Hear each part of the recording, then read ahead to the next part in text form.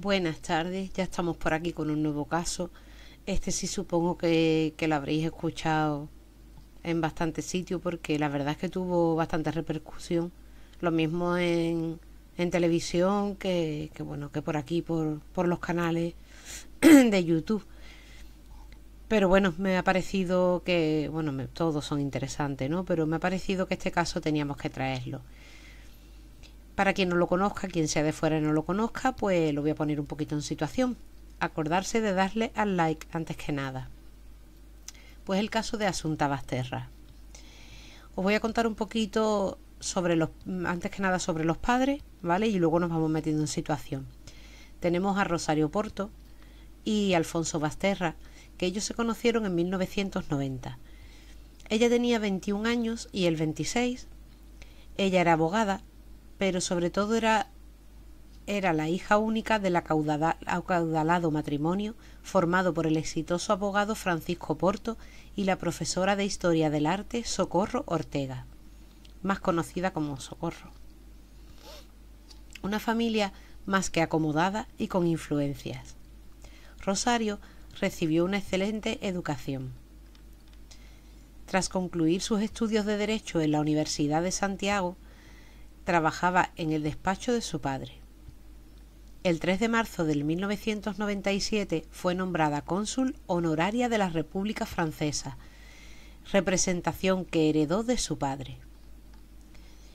Por otro lado, os hablo del padre de Asunta, el bilbaíno Alfonso Basterra Camporro, nacido en 1964, era periodista, aunque pocas veces con un trabajo estable. Era originario de Bilbao, asentado en Santiago de Compostela desde el 1990 y especializado en temas económicos. Tras perder un puesto estable, se dedicaba a colaboraciones puntuales con algún medio y gestionar el gabinete de comunicación de algunas empresas turísticas. Pues acabó viviendo del dinero de su mujer, que como no llegó a ejercer, realmente era el dinero de sus suegros. Que no llegó a ejercer es ella, me refería a ella. El 26 de octubre del 1996 se dieron el sí quiero, pero eso sí, en régimen de separación de bienes. Aquellos primeros años juntos fueron idílicos, como los definió la propia Rosario Porto, a los psiquiatras forenses que elaboraron su perfil psicológico. Más por presión de sus padres que querían ser abuelos que por deseos propios, la recién formada familia Basterra Porto inició en 1998 los trámites para proceder a la adopción de Asunta, en China. Rosario padecía brotes de lupus eritematosos, lo que llevó a los médicos a desaconsejarle un embarazo. Por eso fue lo que decidieron iniciar el proceso de adopción en China. La niña había nacido el 30 de septiembre del 2000 en Yonghou. No sé si está, bueno, me imagino que no estará bien pronunciado, pero yo el chino os podéis imaginar, ¿no? Una ciudad interior de casi 6 millones de habitantes situadas al sur del país. Con apenas 9 meses de vida, en julio del 2001, la bebé llegó a Santiago de Compostela, que Santiago de Compostela pertenece a la provincia, no lo he dicho antes, pertenece a la provincia de La Coruña, en Galicia, en España. Fue la primera china adoptada en la capital de Galicia, lo que concedió a Rosario la notoriedad que siempre ansiaba. Se les veía paseando felices y orgullosos por las calles compostelanas, fotografiándose y grabando imágenes para los reportajes de prensa y televisión que se hacía eco de la noticia. Es difícil precisar en qué momento se activó la espiral destructiva en la que se sumieron entonces los Basterra Porto, pero la familia empezó a caer incontroladamente en una pendiente de oscuridad. El 12 de diciembre del 2011 falleció Socorro Ortega, la madre de Rosario y abuela de Asunta, con 78 años. 12 de diciembre del 2011. Quedarse con la fecha. 9 meses más tarde, 26 de julio del 2012, muere su padre, Francisco Porto, con 88 años. Supuestamente no tenían ninguno de los dos ningún tipo de enfermedad ni nada, y en 6 meses murieron los dos, y murieron, ahora os contaré, pero murieron los dos durmiendo. Que puede ser, pero también puede ser mucha casualidad, ¿no? Bueno. Ambos eran mayores, sí, pero no estaban enfermos y se fueron en silencio mientras dormían en su piso situado en uno de los edificios más cotizados de la calle General Pardiñas, la milla de oro del ensanche compostelano. Para muchos, por lo que después sucedió con Asunta, Rosario Porto y Alfonso Basterra resultaron sospechas, aunque ya jamás se podrá saber si hubo algo oscuro detrás de ellas, puesto que no hubo autopsias y contaron con aceleradas incineraciones, que eso llamó también mucho la atención. Hubo mucha prisa por incinerarlo y sin autopsia ninguna, pues.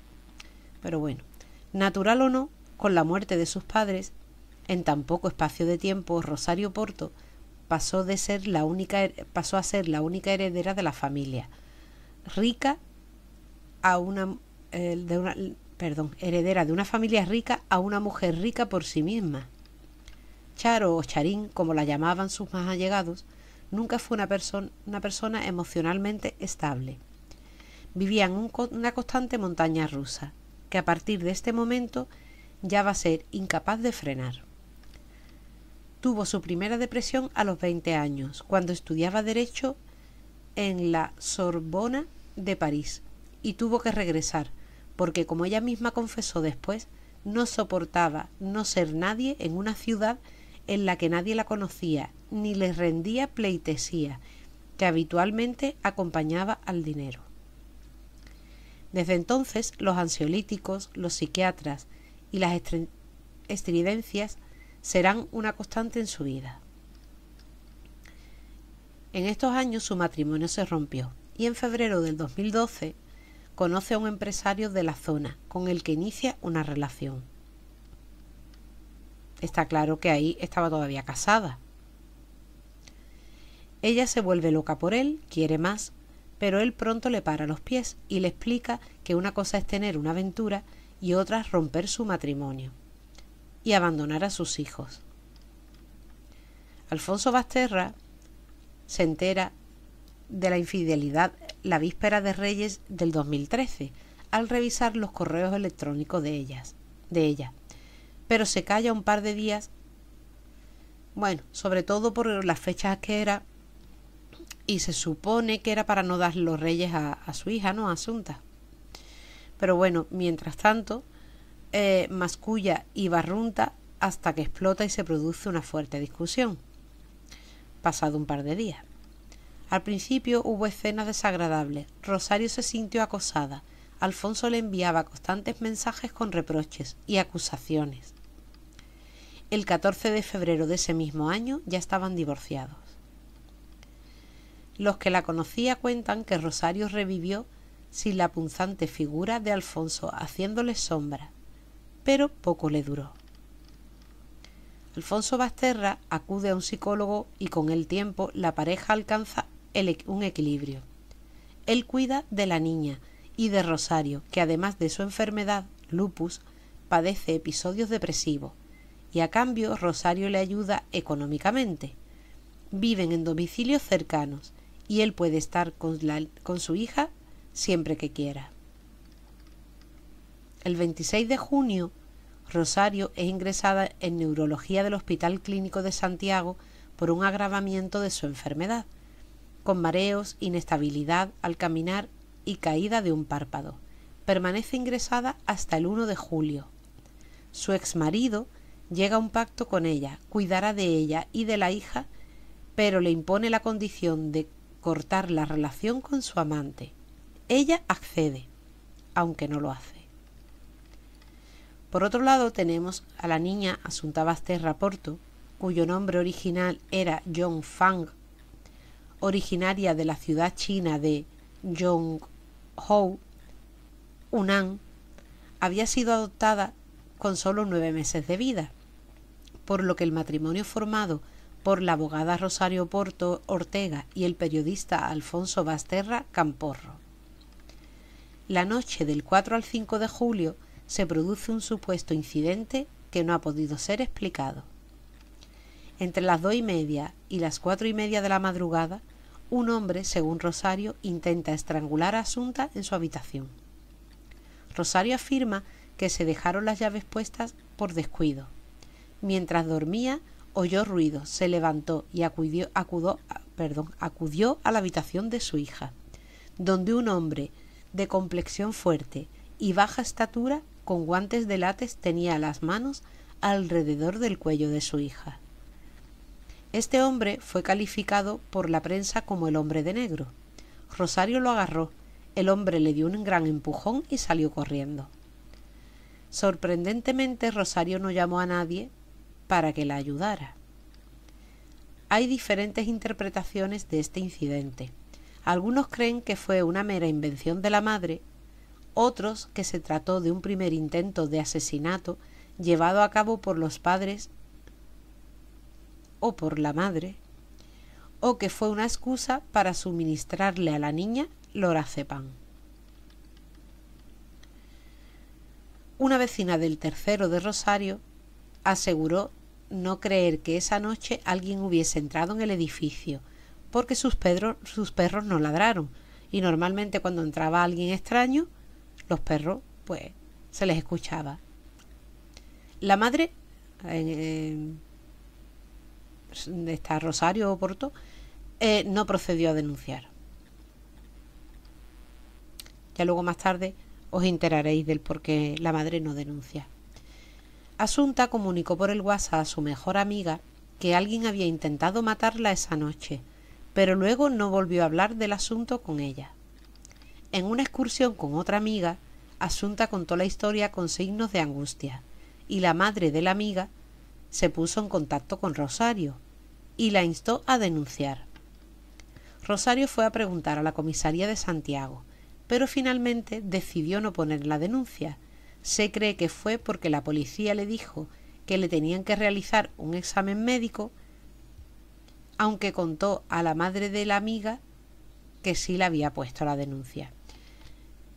Luego ya os enteraréis, quien no lo sepa, pero esta niña llevaban un tiempo dándole lorazepam.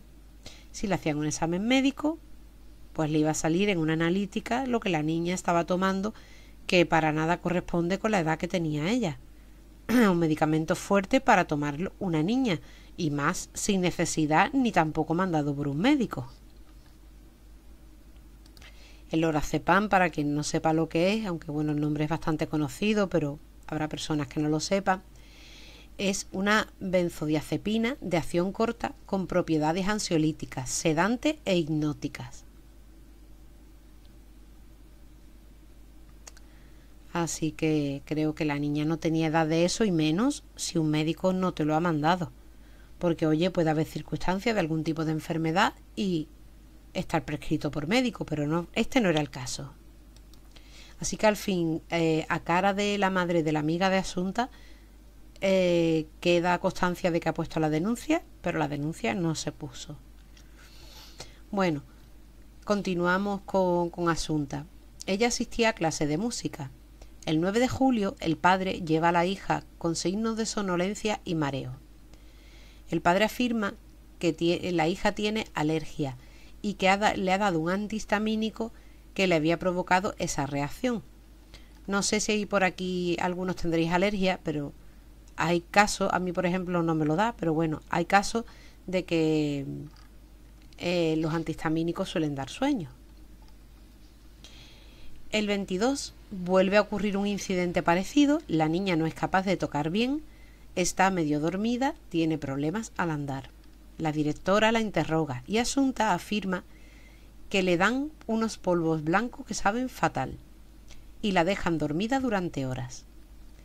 Al preguntar la directora, la niña afirma que es su madre la que le hace tomar los polvos y que una amiga de su madre se los ha dado en el portal de su casa. En el mes de agosto, Rosario sufre un cuadro depresivo acompañado de ansiedad y Alfonso la cuida.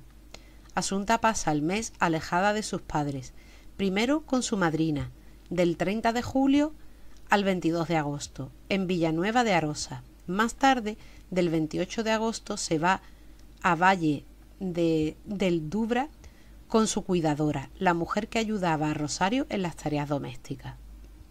Durante su ausencia, los padres la llamaban a diario, pero no la visitan. La niña parece alegre, feliz y sin preocupaciones. Pues llegamos al 21 de septiembre del 2013. Los padres de Asunta denunciaron su desaparición a las 10:31 de la noche. Ahora os contaré cómo sucede esto, ¿vale? Me estoy adelantando un poco, pero ahora os lo voy a ir contando poco a poco. En torno a la 1:15 del día siguiente, 2 hombres descubrieron un cadáver en la pista forestal de Feros, perteneciente a la parroquia de Cacheiras, en el municipio de Teo, 5 kilómetros de la casa de campo de Rosario Porto, en Montouto, también en Teo, alertando a los servicios de emergencia, quienes identificaron el cadáver de la niña desaparecida. Vamos a contaros la reconstrucción. Por otra parte, gracias a los testimonios, las cámaras de vigilancia y a los registros de los teléfonos y dispositivos digitales, se ha podido reconstruir actividades de los padres en las horas próximas a la desaparición y muerte de su hija. 4 y 5 de julio del 2013. Según el relato de Rosario, el 4 de julio olvidó las llaves en la puerta de casa, lo que permitió en las primeras horas del 5 de julio el ingreso de alguien quien describe como un varón de 1,60 m de altura que atacó a Asunta en su dormitorio. Según declara, confrontó al hombre, tras lo cual escapó. 9 y 22 de julio del 2013. En 2 ocasiones, profesores de una escuela de música notan que Asunta padece estar somnolienta y es incapaz de tocar. La niña tocaba el violín, tocaba el piano, iba a clases de ballet, la tenían apuntada en absolutamente todo. Bueno, la niña es que era un cerebrito, desde luego, pero de todas maneras a mí me parece eso, no para esta niña, sino para cualquier niño. Yo creo que tienen que tener su rato también de expansión. Si un niño va al colegio, sale a las 2 de la tarde del colegio y tiene 18.000 clases más las tareas que le mandan, ¿qué rato tiene ese niño para su despeje? Esa mente tiene que parar un poco.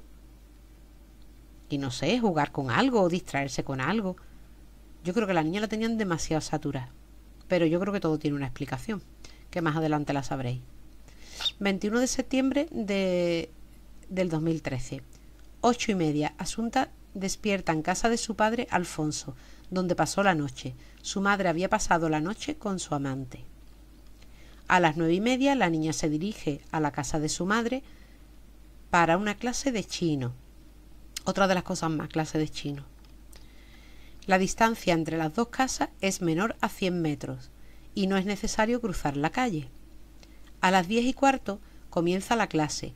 La misma se extiende más de lo habitual, ya que la profesora, Asunta y Rosario se quedan charlando. A las 12:10 la profesora se retira. Asunta acude a la Alianza Francesa como era habitual. A la 1:55 Asunta deja su casa camino al piso de su padre adoptivo. Había quedado en que iba a comer a casa de Alfonso, de su padre, pero Asunta sale antes para llegar a ver Los Simpson. A las 2 de la tarde pasa ante la cámara, que habréis visto, la persona que conozca el caso habréis visto las imágenes en millones de sitios, pasa ante las cámaras de una sucursal bancaria, Bankia, en la esquina frente a la plaza de Puente Castro, camino del piso de su padre. El padre ya había vuelto de hacer las compras para la comida. A las 2:29 el teléfono de Rosario Porto registra una conexión geolocalizada en las inmediaciones del piso de Basterra. No habrá más actividad en este teléfono hasta las 7:29 de la tarde. A las 2:30 la madre llega a la casa de Alfonso.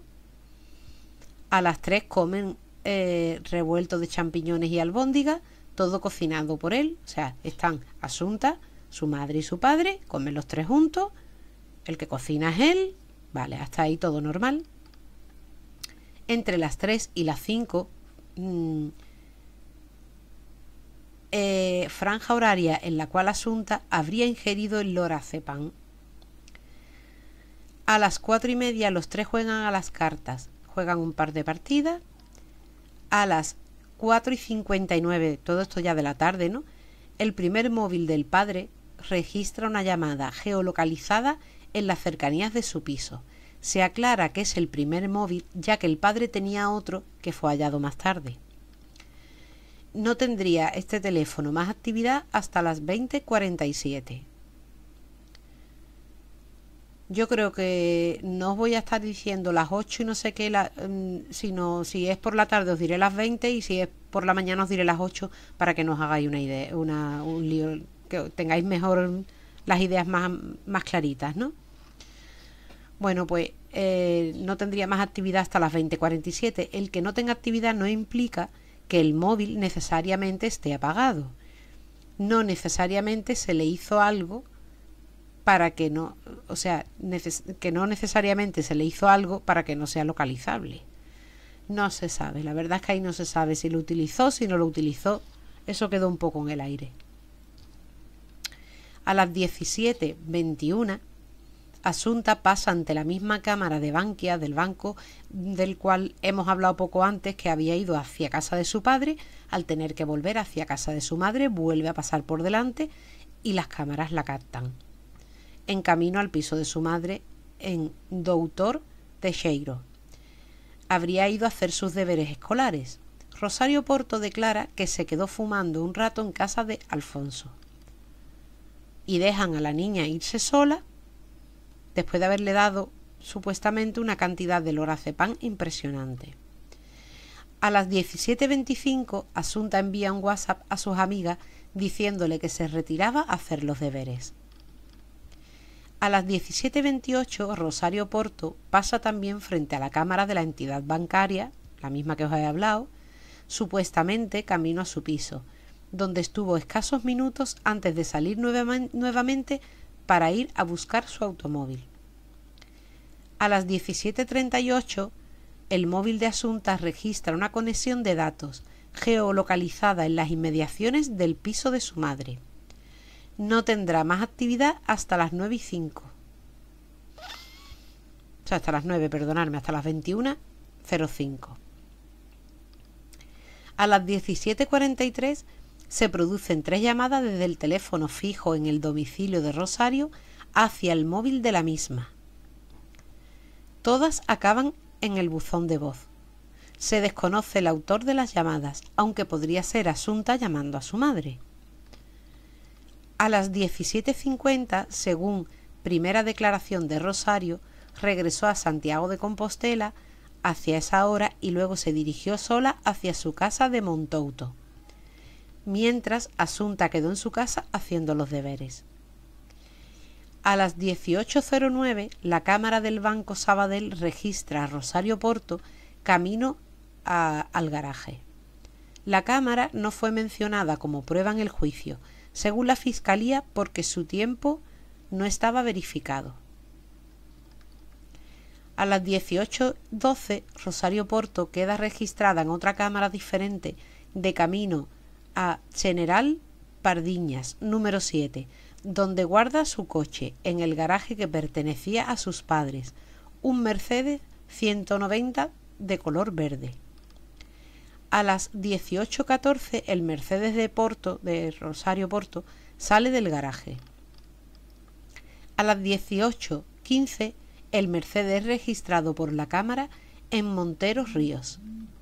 Sería entre este momento y la siguiente grabación cuando la niña entra en el auto, tanto por lo que considera la acusación como por lo que declara Rosario Porto en la última versión, donde dice que tras recoger su coche recuerda que debe pasar por su casa a buscar una bolsa para los bañadores. O sea, ella se supone que iba a ir a la otra casa que tenía a por unos bañadores. Y entonces, bueno, pues se da cuenta que no ha cogido una bolsa. Tiene que volver a su casa y, según declara, Asunta decidió que quería acompañarla a Teo, a la casa que tenían en Teo. Por tanto, Asunta entra en el coche en el tramo de 2 manzanas donde está situado el portal de su residencia. A las 18:20, el Mercedes es registrado por una cámara en la esquina de Doctor Teixeiro con Avenida de Argentina.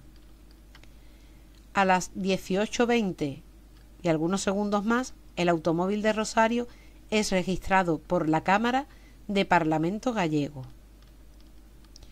A las 18:21, el coche conducido por Rosario rodea una rotonda camino de Teo. A bordo se ve la figura de ella y su hija. De 6 a 7 de la tarde, de 18 a 19, la niña y Alfonso Basterra son vistos por Clara Baltar, una conocida de su clase en la Alianza Francesa que se hallaba haciendo compras. Si bien la testigo dice que esto sucedió en torno a las 18:19 de la tarde, el ticket de compra indica la hora que había comprado, ¿no?, a las 18:21, la hora del pago. A las 18:23 esto entraría en conflicto con la foto de Galuresa. Perdonadme. Os resumo un poquito hasta aquí. Vamos a ver. Rosario Porto va a ir a la casa que tiene en Teo a recoger unos bañadores. Supuestamente Asunta se va a quedar en la casa de al lado de donde vivía su padre, la casa de su madre, pero al lado de donde vivía con su padre, estudiando. La madre vuelve porque se le olvida una bolsa y entonces la niña se lo piensa mejor. En los mismos horarios que se captan, realmente tampoco está tan claro como yo lo he dicho, pero bueno, parece Rosario conduciendo, eso sí, pero parece la figura de la niña en los asientos de atrás del coche en varias de las cámaras de seguridad que recogen la imagen. Pero es que a esa misma hora esta compañera de colegio dice haberla visto con su padre paseando por un centro comercial, aunque ahora más adelante los investigadores piensan que la chiquilla a lo mejor se confundió de día, porque es que no coincide, pero bueno.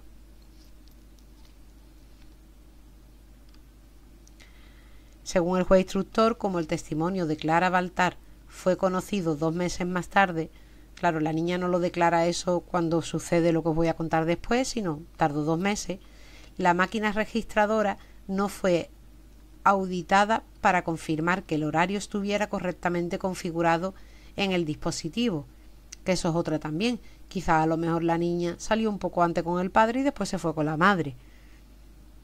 Esto quedó un poco en el aire.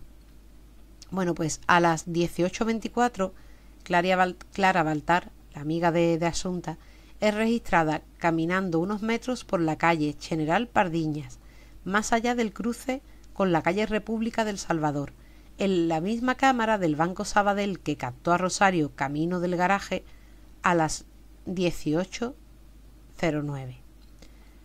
La cámara no fue analizada en el juicio ni por el fiscal, ni por la defensa, ni por nadie. A las 18:33 la alarma de la casa de Montouto en Teo es desactivada. Se supone que Rosario ha llegado a la casa. A las 7, también como parte de su segunda versión, Rosario dice que Asunta quiso volver sobre esa hora sin haber entrado siquiera en la casa. Según ella, la niña se arrepintió de haber ido. Desea además hacer sus deberes y menciona que se sentía mareada. Entonces conduce nuevamente Rosario hacia Douto Teixeiro, donde deja a Asunta en la calle, pero sin verla ingresar en la casa, tras lo cual se dirigió nuevamente a la casa de Montouto en Teo. La madre deja a la niña en la calle de la casa donde vivían habitualmente, pero en la calle la niña con mareo diciéndote que no se encuentra bien y tú la dejas en la calle y te vuelves a ir donde tú vas a ir a recoger los bikinis, bañadores o lo que fuese. De camino fue al Decatlón de Santiago, pero al advertir que le faltaba su cartera siguió su camino a Montouto por tercera vez para buscar pues la ropa que quería buscar. Cabe destacar que la alarma de la casa de Montouto, la de Teo, no fue reactivada durante todo ese periodo, salvo el primero, acompañada por Asunta en dirección a Teo a las 6:21 y el último pasadas las 20:53. Ninguno de estos viajes fue registrado por ninguna cámara. Entre las 7 y entre las 19 y las 20 horas se estima la muerte de Asunta, según los forenses. La estimación es aproximada, ya que no se tomó la temperatura del cadáver. Peritos de la defensa dicen que la muerte puede haber sido tan tardía como las 10 de la noche, las 22 horas. Vuelvo con los horarios de la madre. 19:29 la madre hace una conexión de datos de internet geolocalizada en Montouto, en Teo. Realiza una búsqueda en Google. Declara que poco después su móvil se apaga y se queda sin batería. No tendría más actividad hasta las 21:52. A las 20:09 una amiga de Asunta se preocupa por su silencio en el grupo de WhatsApp que las amigas tenían y preguntan por ella. Asunta no responde. Estamos hablando de las 8:09 de la tarde. A las 20:47 el primer móvil del padre registra una conexión geolocalizada en cercanías de su piso, ya que comienza a realizar varias llamadas al móvil de Asunta, de Rosario y al teléfono fijo del domicilio de Rosario. A las 20:53 la alarma de la casa de Teo se vuelve a conectar. A esa hora aproximadamente un vecino saluda a Rosario en coche, pero dice no ver a la niña. Pero eso no tiene nada que ver. La niña puede haber estado dormida en el asiento de atrás, puede haber estado tumbada por circunstancia en el asiento de atrás, o pueden ser mil cosas. A las 21:05 el móvil de Asunta registra una conexión debido a que su padre se encuentra llamándola desde su teléfono. A las 21:28 una cámara de Parlamento de Galicia registra el retorno de Rosario Porto desde Teo. Los otros retornos que refiere haber realizado no son captados por esa cámara. Algo extraño, ¿verdad? A las 21:32 la cámara en cercanías al garaje la capta bajando con una bolsa en la que dice que estarían los bañadores que fue a buscar a Teo. Entre la activación de la alarma y la llegada tardó 38 minutos, 26 más de lo que tardó a la ida. Los bañadores se hallaron luego guardados en un cajón del piso de Rosario. Entre las 21:44 y las 22:06 el padre aparece en las cámaras de seguridad de la sucursal de Bankia, donde la niña se le había grabado yendo y viniendo a casa de los padres, ¿no? Pasando una y otra vez, hasta en 9 ocasiones, por delante del objetivo, se supone que buscando a su hija. A las 21:52 el móvil de Rosario Porto vuelve a registrar actividad, geolocalizado en inmediaciones de su piso. A las 22:31 los padres denuncian la desaparición de Asunta en la Comisaría Central de Santiago de Compostela. Entre las 22:30 y 22:40 un vecino de la pista forestal asegura haber pasado a esa hora por el lugar y no ver el cuerpo de ninguna niña. Esos vecinos lo entrevistaron y la entrevista es digna de ver porque es una pareja y los dos dicen haber pasado por el sitio donde después se encuentra el cuerpo de la niña y que es una zona donde ellos lo hubieran visto y que habían pasado y que no, y que no, y que no, y ellos están convencidísimos de que allí no había nada.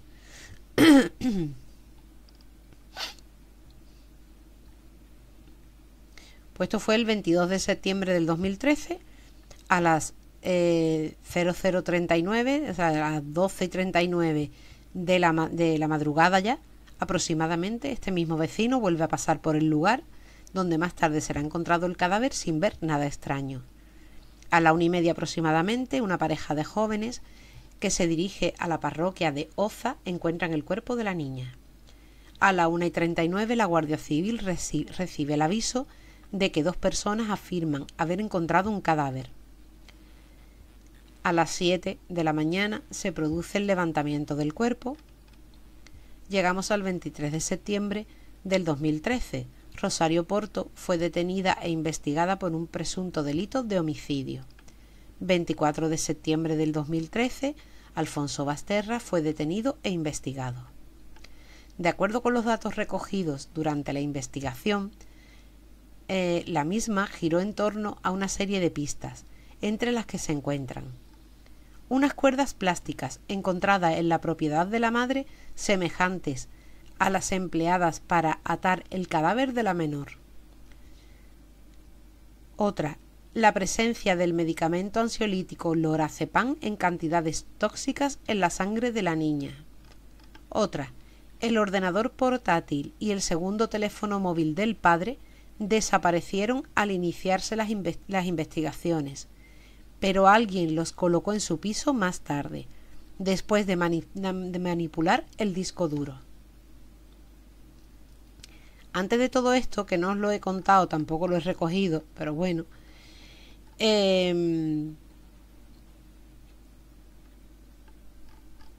es lo que yo os iba a contar? Vamos a ver. La madre la detienen estando en el velatorio de la niña. Y salieron imágenes, que ya os digo, quien conozca el caso las habrá visto, salieron imágenes lo mismo del padre que de la madre, haciéndole fotos al ataúd de la niña. Yo no sé qué pensáis vosotros. Yo voy a dar mi opinión, que yo soy muy rara para estas cosas, desde luego. Pero no sería yo la que le hiciera una foto al ataúd de mi hija. Porque yo creo que eso no lo quiero como recuerdo. Me parece lo más macabro del mundo. Qué cosa más fea. Y prefiero quedarme con las fotos que yo tenga de mi hija en vida, ¿no? Pues se ve el cristal donde el ataúd queda en la parte de dentro, ellos fuera, y haciéndole la foto con el móvil se ven reflejados ellos en el cristal. Y ahí es donde la madre es detenida, que esto no lo había contado. Bueno, seguimos con la investigación. En una primera versión de los hechos, Rosario Porto había declarado que dejó a Asunta sobre las 19 horas en su casa de Santiago de Compostela y que cuando regresó un par de horas después la niña ya no estaba. Las cámaras muestran que Rosario había ido al garaje mucho antes de lo declarado, error que ella atribuyó al nerviosismo. La manera y lugar en el que fue abandonado el cadáver hizo pensar a los agentes en el entorno familiar de la víctima. Sí, porque se supone que el cuerpo estaba muy bien colocado y cuando una persona hace una cosa así es por un cierto cariño que se le tiene, o cuando lo tapan, o por un cierto cariño que se le tiene a ese hijo o a ese ser que aunque lo hayan asesinado, pero lo dejan como con cuidadito. Bueno, pues al reconstruir su recorrido, Rosario comenta que antes de dirigirse a Teo a recoger unos bañadores, había parado en doble fila frente a la puerta de su apartamento para coger una bolsa. Una cámara en una rotonda frente a la gasolinera graba el coche de la madre a las 16:21. En el asiento del copiloto hay una persona bajita con ropa blanca acompañando a Rosario.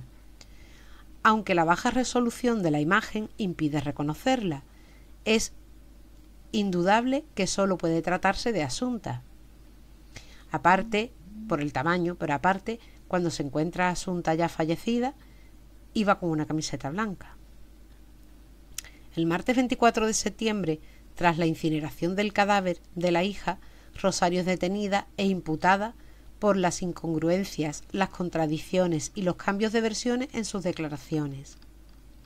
Al día siguiente, Alfonso Basterra también es detenido e imputado. Tras conocerse los resultados del informe de toxicología, los investigadores sospechan que él, por las compras del lorazepam que realizaba para su exmujer. Durante 3 días los padres permanecen en 2 celdas próximas en los calabozos de la Guardia Civil. Durante todas sus conversaciones son grabadas sin su consentimiento, por orden de un juez instructor. Más tarde, la Audiencia Provincial de La Coruña anulará la validez de estas grabaciones y prohibirá que sean usadas en el juicio. La madre modificó su testimonio cuando conoció la existencia de una imagen de cámara de seguridad en la que se le veía en el coche junto a la menor en dirección a Montouto, Ateo. Según la nueva versión, Rosario subió a casa a coger una bolsa, la niña le dijo que se aburría y que quería acompañarla. Fueron juntas a la casa de campo.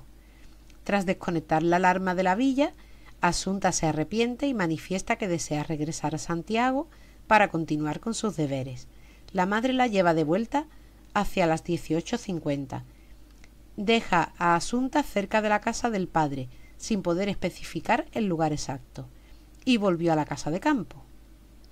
Un análisis del cabello de Asunta revela que había consumido altas dosis de lorazepam en varias ocasiones.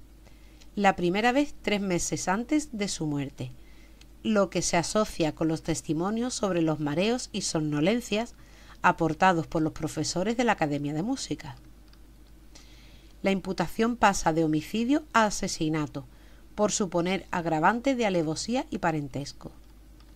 Una prima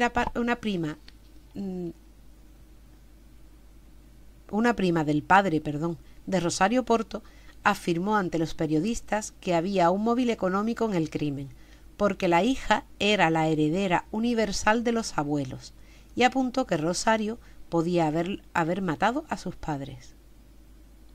Por lo visto, los abuelos de Asunta, la herencia no se la dejan a Rosario, se la dejan a la niña. Claro está que imagino que la niña, hasta que no cumple los 18 años, no puede ella hacer lo que quiera con la herencia, es la madre quien se lo maneja. Pero claro, si la niña no está, ese dinero queda a Rosario. La investigación de la Guardia Civil descartó el móvil económico. Rosario era la única heredera y sus padres no habían hecho ninguna donación en vida a su nieta. Unos dicen una cosa y otros dicen otra. Vamos, yo tengo otra teoría desde luego, pero bueno.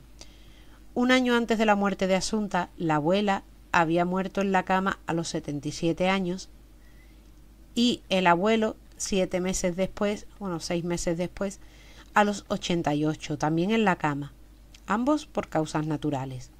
Los certificados de defunción se firmaron sin problemas y no se había producido ninguna sospecha de estos 2 fallecimientos. La Guardia Civil no pudo investigar más por la incineración de los cadáveres. El juez instructor negó que se estuvieran llevando a cabo pesquisas sobre estas 2 muertes. A principios de octubre, el Laboratorio Central de Criminalística de la Guardia Civil identifica en 2 manchas de semen en la camiseta de Asunta el perfil genético de un varón, un joven colombiano residente en Madrid. El joven fue investigado, acusado de violar a una menor en una fiesta en su domicilio, pero posteriormente fue absuelto. Por eso, un preservativo con muestras de su semen se hallaba en el mismo laboratorio con la misma cámara frigorífica donde se analizó la camiseta de Asunta. ¿Qué quieren decir? Que se manchó, ¿no? Pues anda, que tener una prueba tan cerca de otra, yo alucino. El joven poseía una sólida coartada, ya que había cenado esa noche en Madrid con su novia, su hermana y una amiga de su hermana. Habían colgado fotos de la cena en Facebook. Esa misma noche y la cuenta de la cena de esa noche coincidían además con lo que se veía en las fotos. Aun así, la defensa de Rosario Porto y Alfonso Basterra intentarán dirigir la sospecha hacia el tercer hombre, al que la prensa apodó el hombre del semen. No sé, yo Yo esto lo veo bastante absurdo, que sí, que yo entiendo que la defensa tire por donde pueda tirar y agarre de donde pueda agarrar, pero esto lo que está claro es que se contaminó de donde lo tenían guardado, de cuando el chaval hizo lo que hizo con la camiseta de Asunta. Es que yo creo que es bastante claro, pero bueno, es mi forma de pensar, ¿eh?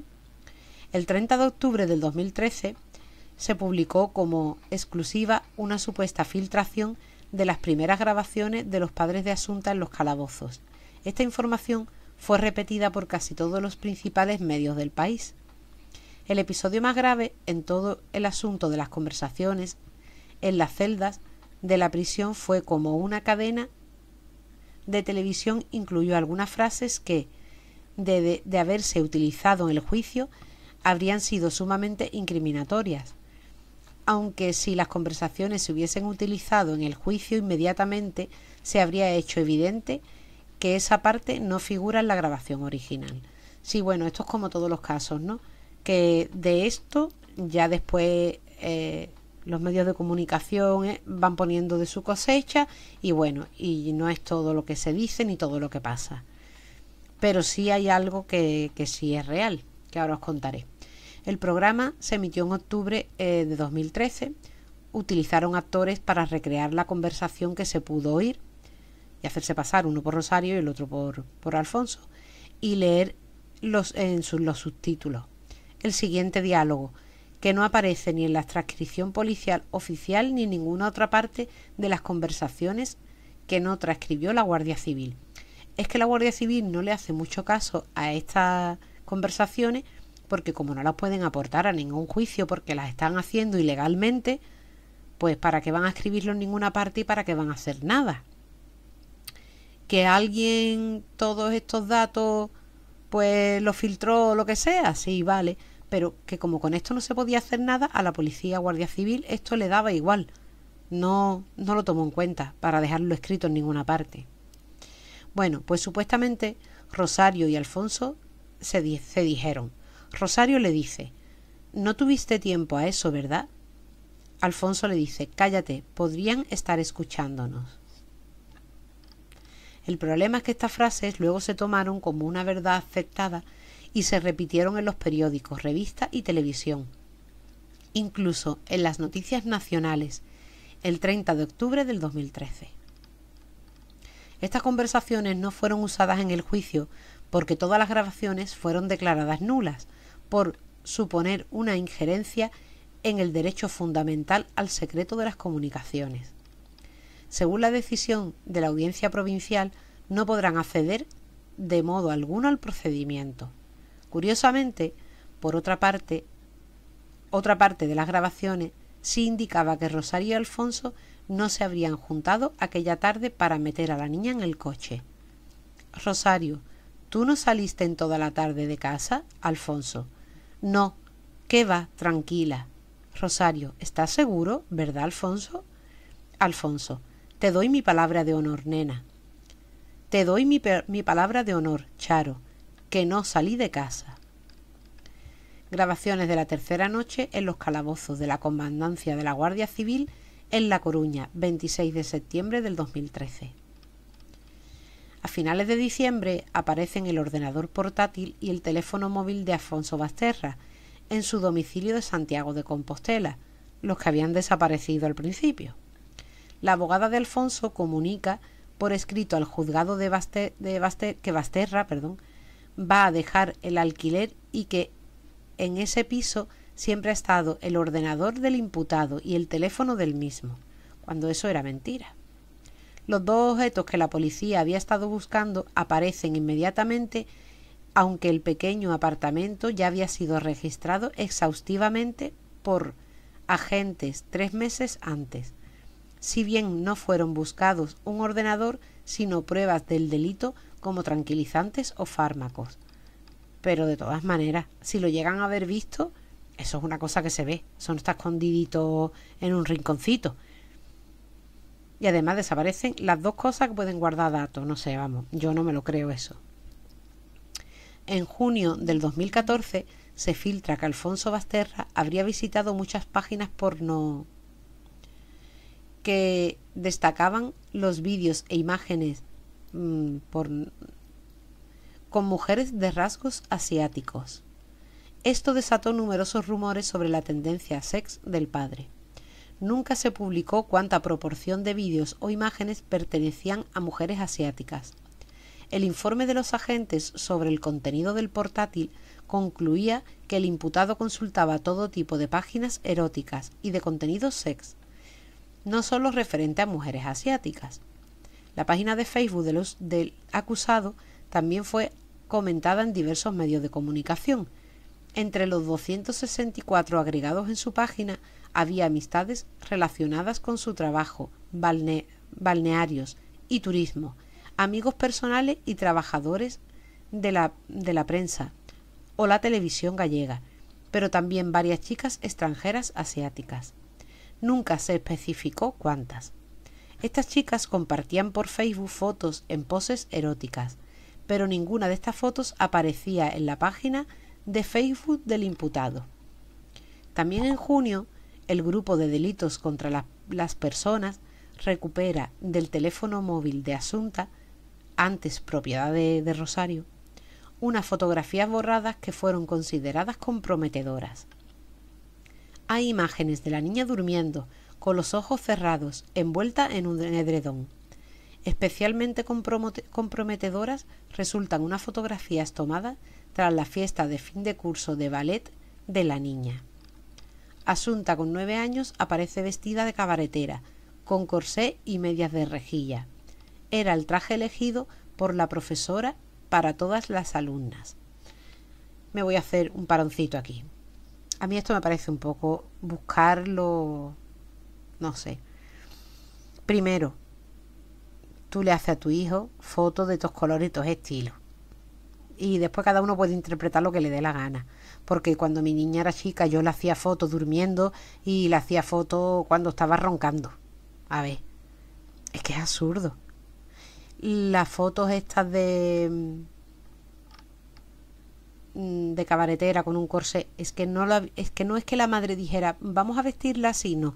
Es que lo eligió la profesora, que después ella lo dijo. Y es lógico que si tu hija va disfrazada, que tú le hagas fotos. Que él tenga amistades asiáticas en el Facebook. ¿Cómo puedo yo tener personas de cualquier sitio del mundo? O cualquier persona tenerla de cualquier sitio del mundo. Es absurdo. Que viera pornografía, ya lo dije. Bueno, que viera páginas así. Bueno, pues nada, pues el hombre las veía. Que entre esas salían de rasgo asiático, no quiere decir que él le vaya a hacer nada a su hija. Con aquello yo recuerdo en su momento que le dieron tela de caña, ¿eh? Bueno, pues los padres han realizado diversas fotografías y en 2 de ellas Asunta aparece tumbada de lado en un sillón con las piernas abiertas sobre un reposabrazo y aspecto cansado. Pero es lo que digo, yo qué sé. Es como si yo ahora me vuelvo y le hago una foto, a ver, que yo calcule por este lado, a mi niña aquí que está durmiendo, mi perrita. Y ahora mañana aparece la perra muerta y ahora me investigan.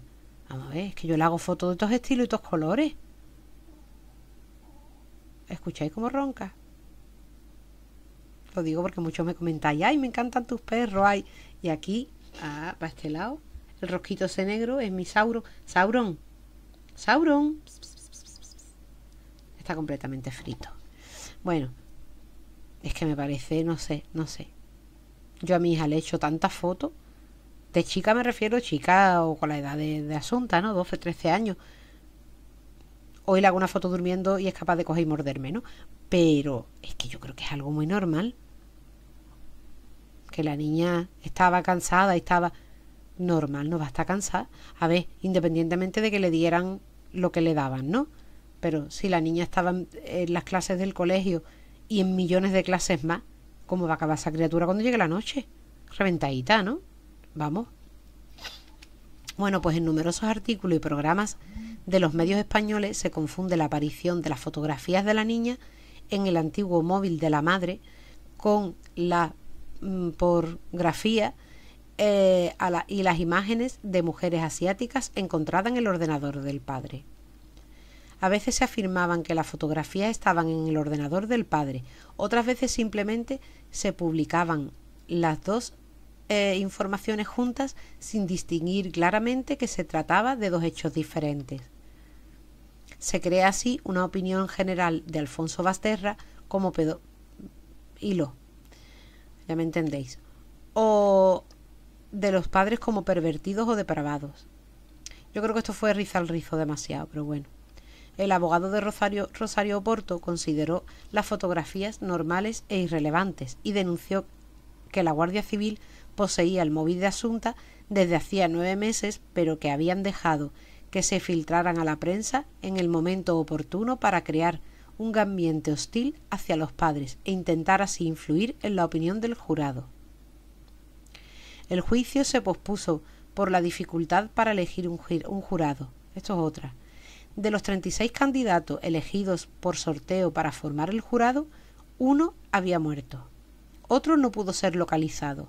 3 fueron recusados por los abogados de la defensa al detectar incorrecciones en el cuestionario que debían rellenar previamente, y 16 pusieron variadas excusas que el presidente del tribunal estimó, por lo que faltaban 4 para el mínimo de 20 candidatos. Nadie se quería meter en eso. El juicio, que iba a comenzar el 13 de junio, se retrasaba unos meses. El 29 de septiembre, en el primer acto de la vista oral, se elige, tras más de 4 horas, a los 4 candidatos restantes, necesarios para la formación del jurado. 3 candidatos fueron descartados por los abogados de la defensa y 1 por el Ministerio Fiscal. Tras el veredicto del jurado y la sentencia condenatoria, el abogado de Rosario Porto, José Luis Gutiérrez Arangure,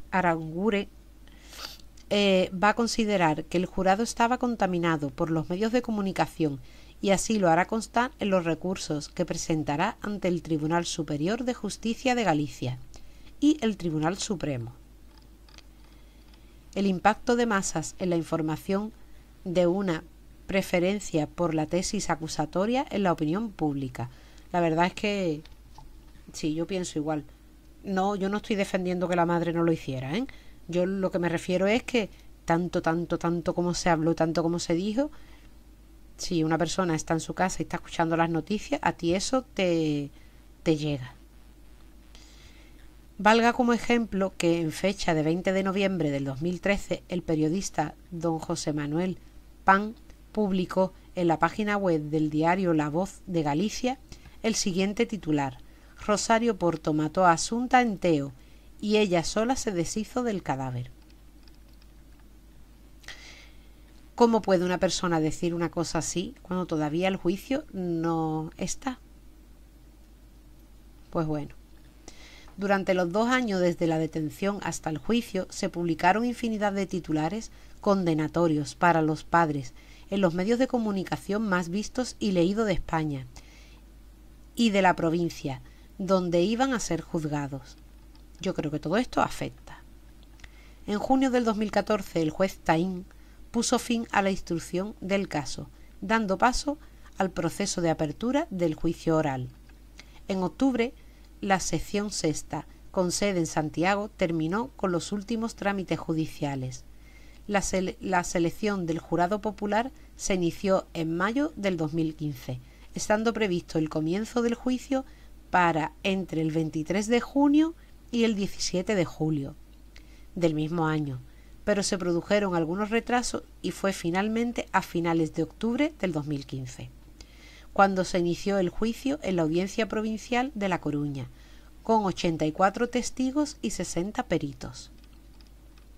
El 30 de octubre del 2015, el jurado popular, designado por el Juzgado de Santiago de Compostela, halló culpables tanto a Alfonso Basterra como a Rosario Porto, por unanimidad, del asesinato de Asunta Basterra. Vamos a ver, como siempre os digo, que sean culpables o no sean culpables, vale. Pero esto del jurado popular yo no lo comprendo. Y además, por lo que yo tengo entendido, los recluyen durante unos días antes del juicio, pues para que no puedan ser, para que lo que ellos escuchen en el juicio no pueda cambiar su forma de ver la sentencia que cada uno piensa que se merece, si son culpables, si no lo son o como sea. Pero unos días. Pero es que aquí hubo muchísimo tiempo, que fueron muchísimas noticias las que salían, y todas exageradamente exageradas en contra de los padres, que yo no estoy quitando que los padres no fueran, cuidado, pero que me parece muy mal esto. Una persona que esté preparada para ser jurado,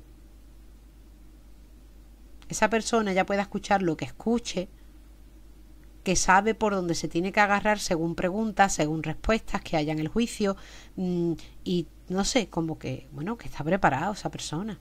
No sé, yo, esto del jurado popular yo no lo entiendo. Pero bueno, en mayo del 2016 el Tribunal Superior de Justicia de Galicia corrige el veredicto y considera no probado que Alfonso Basterra subiera al coche y acompañara a la madre. Fue por tanto la madre la que provocó la asfixia, aunque mantiene la pena para él por planear y colaborar en el asesinato. En octubre del mismo año, la Sala Segunda del Tribunal Supremo confirma la sentencia de Galicia: 18 años de cárcel para cada uno de ellos, con el agravante de parentesco. El 18 de noviembre del 2020, después de 2 intentos de desvivimiento fallidos, Rosario Porto, madre de Asunta, fue hallada ahorcada en su celda de la cárcel de Brieva, en Ávila, donde cumplía condena por el asesinato. El juez que se encargó del caso fue José Antonio Vázquez Taín. El caso motivó gran interés y fue objeto de numerosos reportajes en los principales medios televisivos españoles. Bueno, además han salido muchas series y todo. Imagino que la persona que conozca este caso lo habrá visto. Bueno, pues voy a leer el veredicto. Acabado el juicio, que se prolongó más de 4 semanas y para el que fueron citados 84 testigos, y tras 4 días de deliberación, el jurado emitió un veredicto de culpabilidad para ambos padres, que resolvió solo algunas de las cuestiones principales del caso, pero también dejó dudas. El jurado consideró, en el apartado 9 de los hechos probados, que la hora de la muerte estaba comprendida entre las 18 y las 20 horas, para lo cual dio más valor al informe de toxicología sobre el proceso de digestión que a la prueba realizada en la autopsia con el análisis del humor vítreo, en concreto entre las 16:33 y las 20 horas. El jurado consideró probado, en el apartado 1 de hechos probados, que ambos padres suministraron repetidamente y en común acuerdo lorazepam a su hija, medicamento vendido como Orfidal, que Alfonso Basterra se encargó de comprar. Lo suministraron durante al menos 3 meses antes del fallecimiento, 3 veces en julio y una el 18 de septiembre. También consideró probado, en el apartado 4 de hechos probados, que el día de su muerte los padres comieron con la hija en el domicilio del padre y que allí le suministraron una cantidad de lorazepam necesariamente tóxica para asfixiarla posteriormente cuando hiciera efecto el lorazepam. Que por cierto el lorazepam hace efecto en los primeros 45 minutos después de la ingestión oral, pero una entidad bancaria demuestra que Asunta caminaba erguida, orientada y rápida al dirigirse de casa del padre a casa de la madre a las 17:21 horas de la tarde. Es muy raro, porque la niña, es que yo creo que si le hubieran dado la cantidad que dicen, es que no hubiera podido ni andar siquiera. La abogada de Alfonso Basterra argumentó en su alegato final que no era coherente dejar salir a la niña sola a las 5 de la tarde si después de ingerir lorazepam en la comida debería estar en estado semicomatoso y cualquiera la podría ver o parar por la calle. Claro, y si la ven a las chiquillas que tiene unos movimientos extraños, cualquiera le pregunta, ¿no? Y la testigo que afirmó haber visto a Asunta por la calle con su padre hacia las 18:22 no observó nada anormal en su forma de andar. Pero bueno, lo de esta chiquilla está un poco en el aire porque no coinciden los horarios. Se supone que ella estaba en el coche con la madre y yo pienso que se equivocó de día. Entonces, claro, si la vio otro día, pues ese día no llevaba nada en el cuerpo la criatura, la vio tan normal. Aunque bueno, el jurado dio credibilidad al testimonio de una joven 3 años mayor que Asunta y compañera de ella en las clases de francés, que también iba a clase de francés la criatura, de la Alianza Francesa durante 3 cursos, que afirmó haberla visto con su padre por la calle la tarde del 21 de septiembre. La joven había acudido con su novio a comprar unas zapatillas deportivas en una tienda de deporte de la calle General Pardiñas. Al salir vio a Asunta y a Alfonso Basterra subiendo por la avenida República del Salvador y pararse ante un paso de cebra. Conocía bien a los dos, pero no los saludó.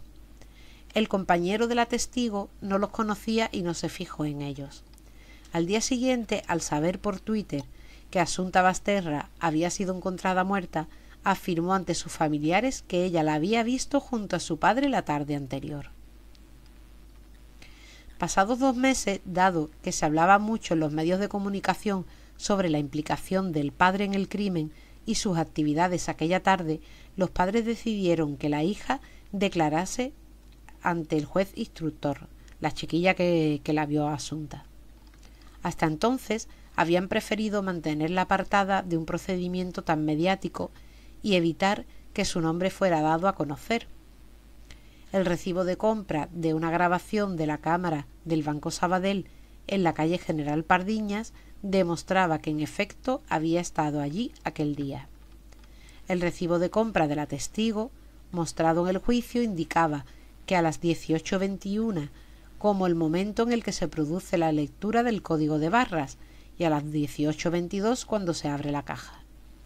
La testigo confirmó que en cuanto pagaron salieron al momento y vio a Asunta con su padre pasar ante ella. Esto suponía una inconsistencia temporal con las cámaras de la gasolinera de Galuresa, en cuyas imágenes Rosario y Asunta van en su coche camino de Teo a las 18:21. Es que no coincide. También con la cámara de Parlamento Gallego que graba el Mercedes-Benz a las 18:20. La caja registradora de la tienda no llegó a peritarse por haber pasado 2 meses, pero el testimonio de la testigo de haber reconocido a Asunta y a su padre el día de su muerte fue creído por el jurado, aunque la hora no se supiese con total certeza.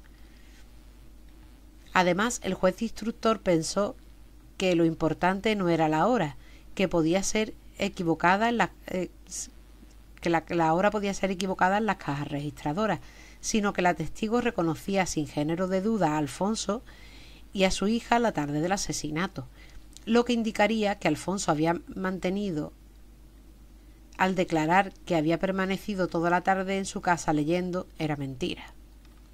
Sin embargo, la cámara del Banco Sabadell que expone en el documental de Bambú Producciones muestra ese mismo día a las 18:24 a la testigo y a su acompañante. Eso apuntaría a que la hora de la caja registradora podía no ser errónea. Pero al ser imposible que Asunta estuviese en 2 sitios al mismo tiempo y ser vista en el coche de su madre camino a Montouto por la cámara de la gasolinera y lejos de donde la testigo dice haber visto a Asunta con su padre, eso parece apuntar que la testigo no la vio realmente. Si lo que dice la testigo fuera cierto, Asunta esperó ante el semáforo, recorrió una manzana hasta la calle Doctor Teixeiro y subió al coche, que pasa ante una cámara del Parlamento Gallego, y la gasolinera a las 18:21. Pero la testigo, sin pararse ante ningún semáforo, llega hasta el Banco Sabadell, un recorrido de unos 50-60 metros. 4 minutos y 30 segundos más tarde. El juicio se determinó que la testigo pudo ver a Asunta y a su padre en la calle a las 6:23. El apartado 7 de hechos probados, el jurado afirma que la cámara de la estación de servicios sufría un desfase horario, teniendo en cuenta un desfase de hora debido a la no sincronización de cámaras. Se ve a Rosario y Asunta en el Mercedes-Benz. Sin embargo, en ningún momento se había hablado de un desfase horario de esa cámara. Al contrario, al reconstruir el recorrido de Rosario Porto y Asunta esa tarde, los agentes de la Policía Judicial habían comprobado la exactitud de las horas. Sin embargo, en las cámaras que se registraron y grabaron, obtuvieron fotogramas del recorrido, que sí aparece Parlamento y estación de servicio de Galuresa. Sí se hizo una especificación detalladísima de aquí figura esta hora, pero comparada con el horario real hay una diferencia de segundos, y no hubo ningún tipo de problema en hacerlo constar. Desde que sale doña Charo del garaje, Charo Porto del garaje, hasta que llega a Garulesa, todo ese itinerario está comprobado y cotejado. El juez instructor, al interrogar a Rosario Porto sobre los movimientos de esa tarde, le dijo: «Lo tenemos hasta cronometrado». La cámara del Banco Sabadell no fue expuesta en el juicio ni por el fiscal ni por ninguna de las defensas. Esa misma cámara había grabado a Rosario caminando cuando se dirigía al garaje a buscar el coche minutos antes de que pasara la testigo. A la hora de esa cámara, sí había sido inspeccionada. La caja registradora no se inspeccionó. El abogado de Rosario Porto: esa caja, la caja registradora de la compra de unas zapatillas deportivas, nunca se inspeccionó si estaba en hora o no, cosa que se hizo en todos los demás registros de cámaras de grabaciones. Lo que os digo, se agarran a cualquier cosa. Hombre, normal, tienen que defenderla, pues se agarran a lo que puede. La defensa de Alfonso Basterra afirmaba que la testigo vio a Asunta con su padre, pero otro día, ya que efectivamente Asunta y su padre habían pasado por esa misma calle unos cuantos días antes. Si Asunta ha tomado lorazepam en casa del padre, su ingestión oral tarda 1 hora en hacer su máximo efecto. Pero según la testigo, que la ve pasear hacia las 6:23, Asunta caminaba de modo normal. La explicación dada por las toxicólogas y el forense que dirigió la autopsia es que el lorazepam es una de las benzodiazepinas, que menos efecto tiene como relajante muscular. Sí, vale, pero para una niña, ya me diréis vosotros, una niña que llevaba tiempo dándoselo, vale, pero que la niña se le tenía que haber notado algo, vamos.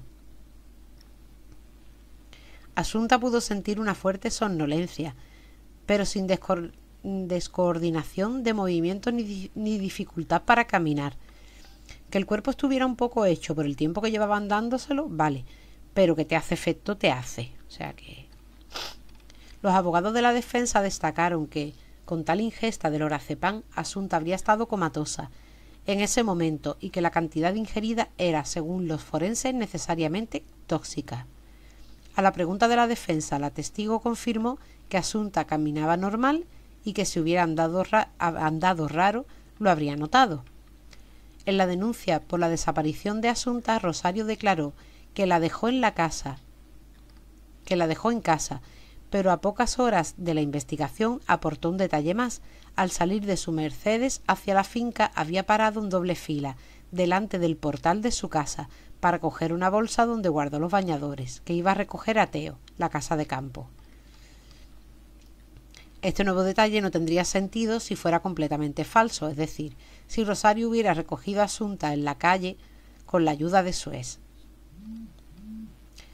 Pero claro, como ella sabía que estaba cogida por todas las cámaras y tenía todos los horarios y todo, pues había que decir todo lo que menos la verdad del final, pero todos los momentos y sitios donde había estado.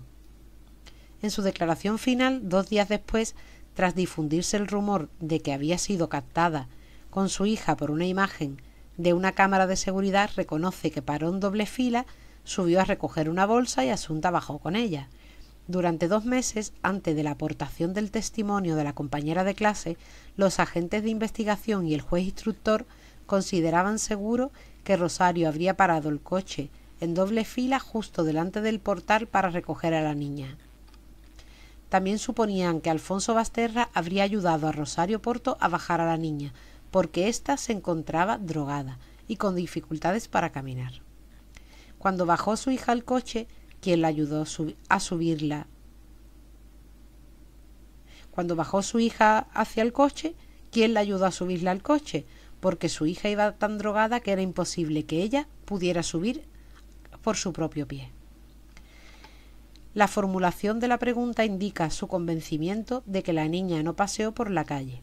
Sin embargo, califica a la testigo que cambia todo esto y cuyo testimonio era contradicho por las horas de un ticket y una cámara, de totalmente creíble. El jurado consideró probado, en el apartado 9 de los hechos probados, por la declaración de la testigo que situó a Alfonso con Asunta en torno a las 6:22 en la calle General Pardiñas, que Rosario no paró, subió a su piso a recoger una bolsa y salió con la niña como había declarado finalmente, sino que Rosario paró a recoger a ambos porque ya estaban en la calle. Nada indicaba que Alfonso regresara a su domicilio, y mientras las cámaras dejan claro que al menos Rosario y Asunta van en el coche, sin embargo, en ninguna cámara se puede descartar la presencia de Alfonso en él. Como ninguna cámara recogía la parte trasera del Mercedes-Benz de Rosario, no podría descartarse que fuera agazapado ahí, o como en su momento se dijo, metido en el maletero. El Tribunal Superior de Justicia de Galicia corrigió esta afirmación. Solo se podía situar a la madre en la casa de Montouto, en la que se produjo el asesinato. El argumento del jurado se consideraba razonamiento poco racional e incompatible con los criterios lógicos de la inducción asentada en los hechos probados. Aun así, tanto el Tribunal Superior de Justicia de Galicia como el Tribunal Supremo entendieron que el padre era igualmente culpable del mismo delito y que quedaba condenado a la misma pena porque lo habrían planeado conjuntamente y habrían intervenido con actos esenciales en la ejecución del plan. El jurado declaró por unanimidad a Rosario Porto y Alfonso Basterra culpables de la muerte de su hija Asunta. Concluyeron que la sedaron durante meses y la asfixiaron por sofocación.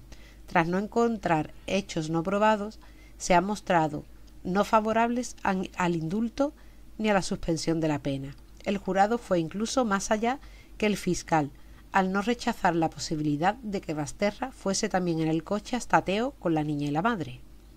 Tras la lectura del veredicto, que Rosario Porto escuchó con más entereza y a la que Alfonso Basterra respondió con diversos gestos de negación, el fiscal solicitó 18 años de prisión por asesinato con agravante de parentesco y abuso de autoridad. La acusación popular, representada por la asociación Clara Campoamor, pidió la pena máxima para los padres de 20 años de prisión. 2 semanas después del veredicto, la sección sexta de la Audiencia Provincial de La Coruña condenó finalmente a los padres a 18 años de cárcel con inhabilitación especial para el ejercicio de la patria potestad durante este periodo de tiempo y abono de las costas. 18 años. Que me da igual que sea cada uno, me da igual, yo miro una persona, 18 años, y el otro 18 años, por haber matado la vida de una niña de 13 años. Haberla estado drogando durante un montón de meses.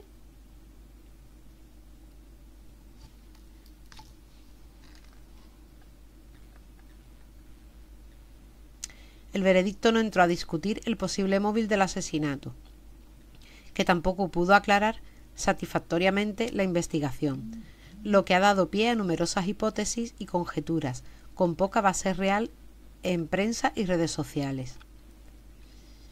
Pues el 16 de marzo del 2016 el Tribunal Superior de Justicia de Galicia desestima los recursos de los abogados de ambos y confirma la pena de 18 años, aunque reconoce que fue Rosario la que asfixió a su hija.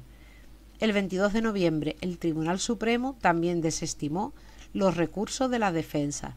Reconoce que no habría pruebas de la presencia de Alfonso Basterra en la casa donde presuntamente se produjo el asesinato, pero lo condena igualmente, ya que participó en plano de igualdad con Rosario Porto e intervino en actos esenciales que condujeron a la ejecución del hecho criminal, sin la intervención del recurrente, Alfonso Basterra. No habría podido ser llevado a cabo el macabro desenlace. En junio del 2017 el Tribunal Constitucional no admitió a trámite el recurso de amparo interpuesto por la defensa de Rosario Porto. Igualmente añadió a trámite el recurso de Alfonso Basterra presentado por una abogada asignada de oficio tras la renuncia de su abogada Belén Ospido. Desde su encarcelamiento, los padres de Asunta, pese a hallarse en la misma prisión, no volvieron a encontrarse nunca, salvo en los juzgados. No mantuvieron ninguna relación después de la sentencia. Rosario Porto intentó desvivirse en prisión en 2 ocasiones. El 24 de febrero del 2017, tras anunciarle que iba a ser trasladada a la prisión de Alhama, en Pontevedra, fue encontrada inconsciente por una ingesta de somníferos que había ido acumulando y tuvo que ser ingresada en un centro hospitalario. Posteriormente fue trasladada el 12 de noviembre del 2018. En su nueva prisión intentó quitarse la vida colgándose en las duchas con un cordón de una sudadera alrededor del cuello, pero la aparición repentina de otra reclusa la salvó. El 12 de noviembre fue ingresada en la enfermería de la prisión por una depresión profunda. El 22 de marzo del 2020 fue trasladada a la cárcel de mujeres de Brieva, en Ávila, decisión que ella no aceptó de buen grado. Al principio se le aplicó el protocolo antidesvivimiento, que en total se le aplicó 6 veces durante su condena. Por ser abogada, Rosario Porto podía ayudar a sus compañeras de prisión a elaborar recursos judiciales o a entender mejor su situación procesal. Había enviado cartas a instituciones penitenciarias y al defensor del pueblo. Rosario Porto, que siempre mantuvo firmemente su inocencia, se quitó la vida el 18 de noviembre del 2020, ahorcándose en una ventana con un cinturón hecho con telas de sábanas, mientras cumplía su condena. De todo su patrimonio, dejó todo su patrimonio con valiosas propiedades inmobiliarias a una amiga de la familia que la visitaba con frecuencia, y nada a su exmarido. Alfonso Basterra nunca ha dejado de manifestar su inocencia, lo que le impide acceder a los habituales permisos penitenciarios. Claro, hasta que tú no reconozcas que has sido tú no tienes permisos ninguno. Y bueno, en este caso yo pienso que eso también se llegó a decir, y es lo que más me concuerda a mí. Ella, Rosario Porto, estaba ya harta del marido, se separa de él, pero claro, no tiene más remedio que tener. Ella tiene dinero, y al tener dinero, a ti no te hace falta que él esté pendiente a ti, porque si tú entras en un hospital, tú puedes contratar a una enfermera, siempre hay alguien que te ayude, y si no lo pagas y punto. Pero claro, hay una niña por medio, una niña con una edad que tú no puedes dejarla completamente sola, ni tú puedes meter a tu amante en tu casa. Yo creo que a ella le estorbaba a la niña. Ya ella llegó a un punto que le estorbaba. Él, yo lo veo un estilo al de la viuda a Magia, la viuda de Patrais, ¿no? Yo creo que lo que ella dijera estaba bien dicho. A saber si ella, una de las cosas que a mí se me pasa por la mente, no le dijo a lo mejor: si tú me ayudas a deshacernos de la niña, volvemos y estamos como al principio viajamos, vamos aquí, vamos allí, sin ataduras, sin problemas.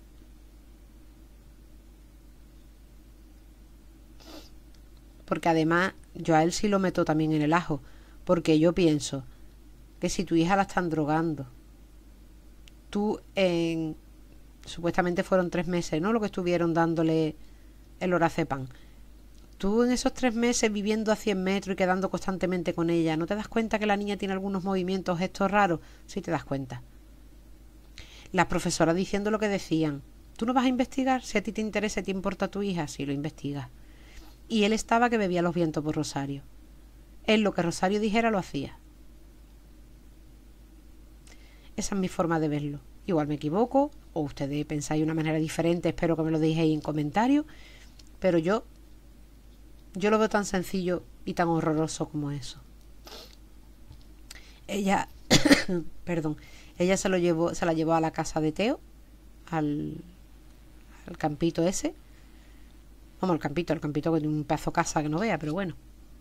Allí fue donde se encontraron las mismas cuerdas que la niña tenía amarradas a sus piernas y sus brazos. Y se encontraron en una papelera cuando hicieron el registro policial.